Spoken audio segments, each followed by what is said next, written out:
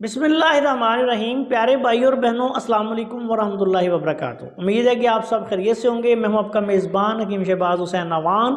आज की इस मुख्तसर सी वीडियो में मैं आपकी खिदमत में जगरीन का एक ख़ास नुस्खा जो है वो बयान करने जा रहा हूँ। बहुत आला पाए का नुस्खा है, बिल्कुल आसान नुस्खा है और इसके फ़वाइद इतने ज़्यादा हैं कि आप जब इस्तेमाल करेंगे तो यकीनन हैरान रह जाएंगे। इस नुस्खा में आपने सबसे पहले बरगे अफसनतीन के पत्ते जो हैं उनका चूरा सा पंसारी की दुकान से मिलता है, वो साफ सुथरा करके मुसफ़ा करके उसको मैदे की छाननी में से छानेंगे तो उसमें से जो गर्दो गुबार है वो निकल जाएगा। वो चूरा आपने लेना है 1 तोला। ये बात याद रखें, लकड़ियाँ नहीं लेनी, बरगे अफसनतीन का चूरा 1 तोला। उसके बाद नुशादर ठीकरी आपने लेनी है 2 तोला।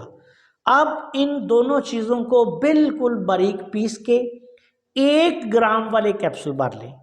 1 कैप्सूल आपने सुबह, 1 दोपहर, 1 शाम, खाना खाने के 1 घंटे बाद अरक मखो, अरक कासनी और अरक सौंफ 3 अरकों के साथ इस्तेमाल करना है। जिगर की खराबी की वजह से होने वाले बेशतर जो मसाइल हैं इसके इस्तेमाल से अल्लाह के फजल से हल हो जाते हैं। जिगर कमज़ोर हो, जिगर सुस्त हो, भूख की कमी हो, हाथ पाँव पे सूजन हो, जिगर की खराबी की वजह से पूरे जिस्म पर बाज़-औक़ात सूजन आ जाती है, बाज़-औक़ात जिगर की खराबी की वजह से बुखार होते हैं जो उतरते ही नहीं, उतरने का नाम ही नहीं लेते।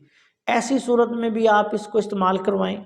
यरकानी कैफियत में अगर खुदा न करे पेट में पानी पड़ना शुरू हो जाए तो फिर दूसरी अद्वियात के साथ इसका इस्तेमाल लाजमी करवाएं और अरके मको, अरके कासनी और अरके सौंफ के साथ ही आपने इसको इस्तेमाल करवाना है।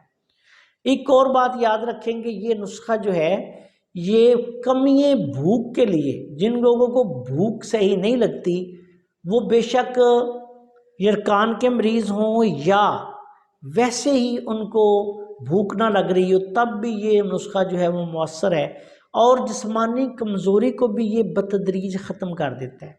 बाज़ लोग ऐसे होते हैं कि जिनका बार बार जिगर ख़राब हो रहा होता है, थोड़ा अरसा दवाई खाते हैं, उसके बाद फिर ख़राबी जिगर में मुब्तला हो जाते हैं, फिर दवाई खाते हैं, फिर दोबारा ख़राबी जिगर में मुब्तला हो जाते हैं।